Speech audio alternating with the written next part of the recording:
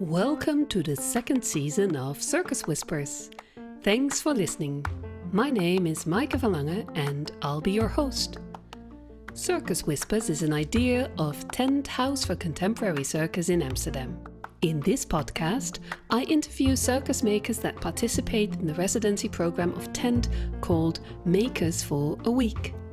6 makers or duos have been selected to work around the research question they've applied for with this program. There's a small showing after this week, but first and foremost, it's a space where circus makers can try out something new without the pressure of an end product.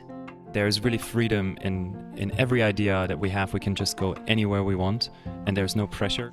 It's a podcast where you'll hear the makers talk about their research and their professional circus practice. You'll also hear the voices of the directors of Tent and Benjamin Kuitenbrouwer, aka Monkey, housemaker of Tent, on their ideas and advices for the makers for a week. Do something that sparks joy, right? Like that you enjoy for a week. Just have fun with it. This week, I've interviewed Felix Zech and Petra Steindl. They are partner-acrobats who are part of the collective Familiar Faces, and they've also worked with other companies. Apart from working together as partner-acrobats, they're also close friends with a very special connection. For me, one of the most magical moments that I've seen when we filmed each other, ourselves, is that we have this kind of illusion of being a magnet, actually. Let's start at the beginning.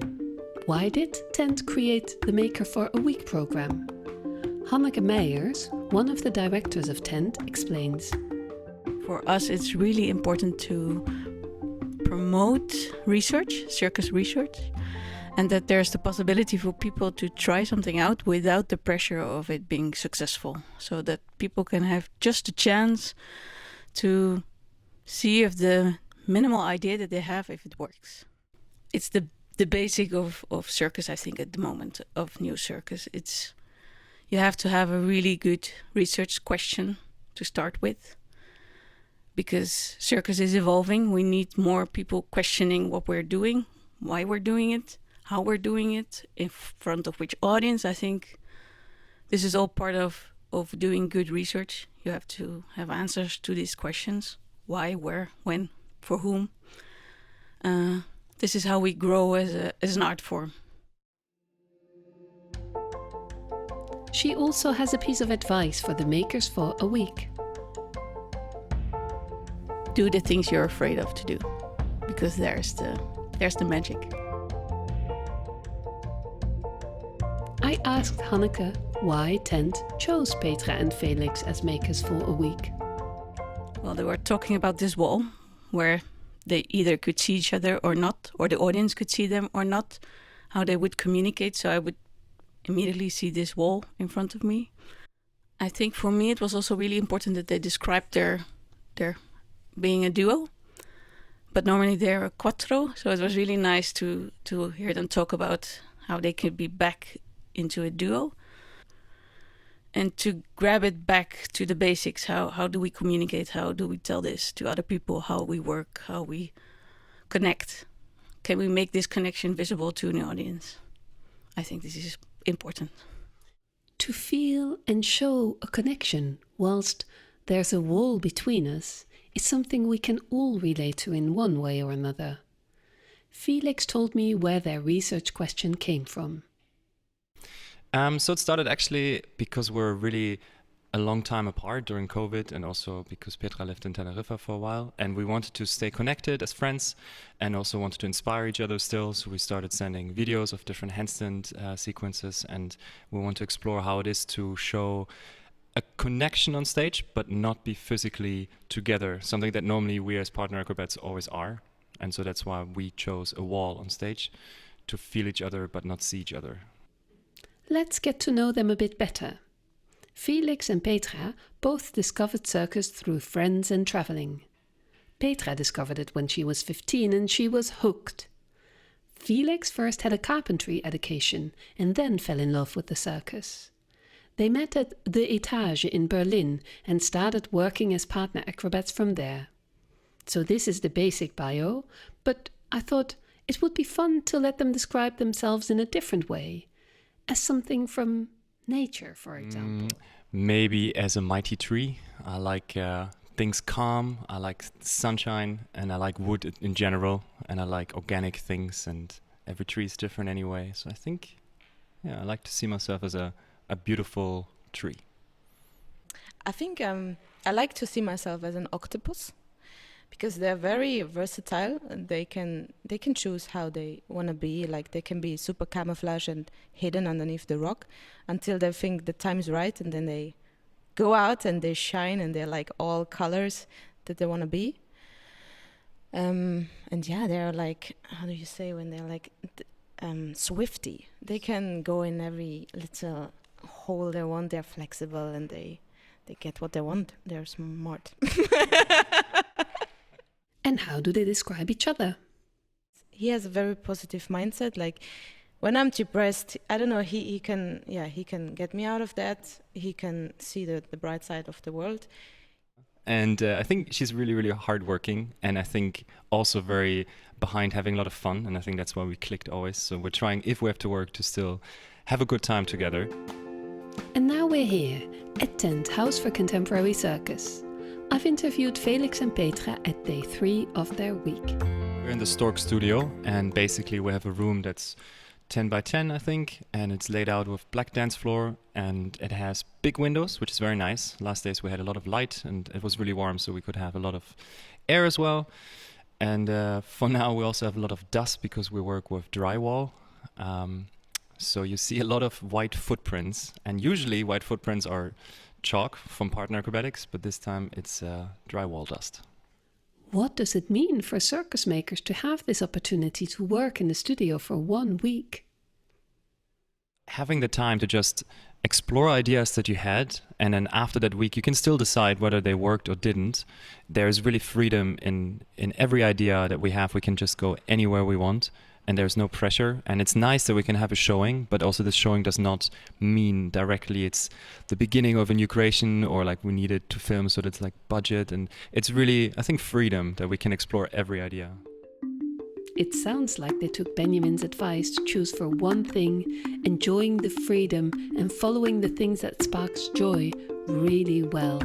They're exploring all kinds of possibilities with this wall.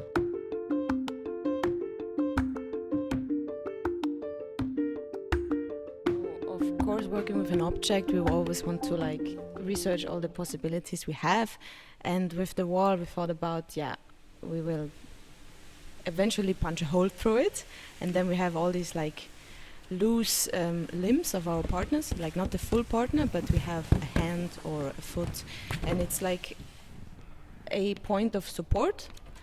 And it has been very, like, we came up with a lot of nice images, I think, to be connected through that wall. So you see here some tried out, we punch. It was actually harder to punch through than we thought. Like, we thought we are very strong and it will be rather easy, but the only really way how it works is to use tools. And what do we see? Yeah, I think at one point you will see Petra outside and only my arm coming through. And already with just having one arm, we can implement partner acrobatic moves. And normally you always have the base and the flyer, and you see each other to also get the balance. And now you will see counter leans with only one arm, and also lifts with only one arm or two arms coming through. And it's a very beautiful image with a white wall and just one arm and a person hanging and lifting or being lifted on it. First, we start with a frontal version that the audience can see both of us equally. And at one point, we flip it, so then we only have one side. And then in the end, we flip it back to be both again in the picture. Because indeed, we want to always show both sides. We don't want to have the classic image of only the bases, like supporting the flyer. This evokes a whole new way of working, a new level of trust, also in their collaboration. I'm used to seeing the flyer, so I can really counterweight and be really there. And now I only have one arm through, so I have to really rely on all the information that she can give me. So I'm really happy that it still really works and that we can trust each other, even though I can't see anything for a long time. but we can communicate with our bodies and the balance that we have, and that we trained over the last years as well, that this now pays off. For me, one of the most magical moments that I've seen when we filmed each other, ourselves, is that we have this kind of illusion of being a magnet, actually, that one person moves on one side of the wall, and just by the sounds that I hear on the other side, I can follow with my body his body movements. And from the outside you get this image that we are actually really connected with our skins. We kind of blend out that there is a wall in between. That also resonates really well with why Petra and Felix love the circus so much. I think the challenges. I really liked it in school, especially that every day you come in and you could learn a new acrobatic trick or a whole new skill. And then once you achieve that one, you know there will be another one on top of that. And like this really pulled me into getting more and more motivated to learn something more and new and a bit not dangerous, but like higher skilled, to go further and further and further. I really love that in these times now, it can really mean so many different things. Like, it's really not limited. I can be as creative as I want with my body, and I can still argument that it is circus because there are no rules right now. I also really like to master your body in a certain direction, but also not to be like super limited in that neither. Like, I'm not like a ballet dancer who can only do that. But with this circus body, I have the feeling the world is kind of open for me to try a lot of different things. Or it's the same with like going on a hike and then you have a big rock in front of you. Yeah, well then I just climb it because we know how to do these things. So yeah, it gives a lot of freedom. I like that. That their relation to their bodies and the way they communicate with their bodies is at the center of their research also came forward the way Petra and Felix talked about how they work. They speak their own language. They communicate through their bodies. I was also surprised by ourselves in the beginning of the week how little we were actually talking, and we were really just trying out things and moving the whole time, and then inspiring each other by like, oh yeah, this is nice, let's continue in this direction. Yeah, we didn't need so many words this week. And then funny enough, actually normally we always work in international groups, so this was the first time we actually started talking in German to each other, which was very interesting, but it also was helpful, I think. And through the years the bodies change and the connection evolves. I asked Felix and Petra to tell me more about their collaboration over the years. Body in between us, yeah, it switches. Like when we spend some time together, then we find back like this timing in between our hands when we meet, and we know exactly what is the tempo and what is the thing we're now doing. But also we realize that if we don't have this like a few months in between where we don't see each other, then we lose it a bit. But I think until now we can always still find it back if we put enough time into it. But yeah, I think we feel also the closeness we have as people also in our hands or hand to feet connection.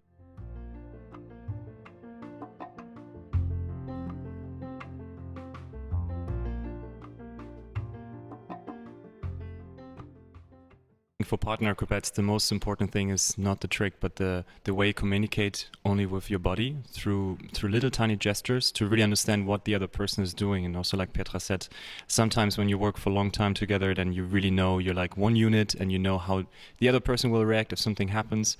And if this is not there, then it takes some time to get into again. And so even though I know that after school I was a lot stronger, or after certain other shows that we did, my body changed a lot during the last years. But I think this connection is still, that grew also now the last years with us in different directions. But definitely the trust and the general communication that we always had still stayed. The tiny little gestures they use to communicate with each other also resonate with a word to describe their research of this week. I think so far now we came up with maintenance, because it describes this. I think also with friendship, you have to work on it to keep connected. And there are certain people in your life at one point that you know you want to stay for a long, long time in connection with them. And you want to be part of their life. And that does need work now and then. And this work is not necessarily a bad thing. It's a good thing to do that.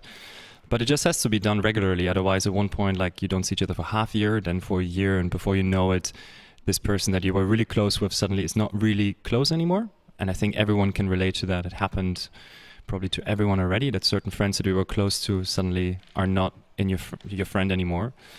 And so, yeah, like with a car where you sometimes have to maintain it and maybe change some parts or listen to it to see what's wrong with it. I think with friendship, it's a bit the same thing, to maintain this friendship. So for now, I think we stick with that. I think the difficulty is that we are, of course, now in the first days, like going full out and every idea is valid and we say yes to everything. So we find a lot of material. And then now it starts that we have to make decisions, which what scenes are fitting in the concept and in which order to still make sense and not only to show like all the cool things that we're finding out. It's very difficult to see the work from the outside once you're really in. And even if you film yourself, you're in such a bubble, it's very difficult to keep an overview. And even after now only 3 days, I think the dramaturgy of this piece, or any piece in general, really can benefit from having someone from the outside to really tell you what this person sees as an audience. Because there's, of course, always the side of what we think the audience will see and then what the audience actually will see. And how did the audience see it? I asked Ben after the presentation. Yeah, it's a feeling of it's a very intimate feeling. Funnily enough, what's nice about it is that they're separated from this wall, but we still get this feeling of intimacy between the two of them. There's a feeling of connectedness. Getting to witness it also. I had a particular position also because I was right in front of the audience and there was nobody sitting next to me, so I almost felt like I had like a private performance from them, and it made it very sort of, I had this sort of goosebumpy feeling when you get this, sometimes a presentation can also feel like a present to me, like that it's special that you get to witness it somehow, or that it's being done for you. So I had that a lot. A presentation as a present. Intimacy without touching, communicating with each other through a wall, feeling connected even if we can't see each other. Another example that anything is possible in the circus. The research Petra and Felix did this week gave them a taste for more, and me as well. I'd love to see how their research evolves and to discover the research of the other makers for a week.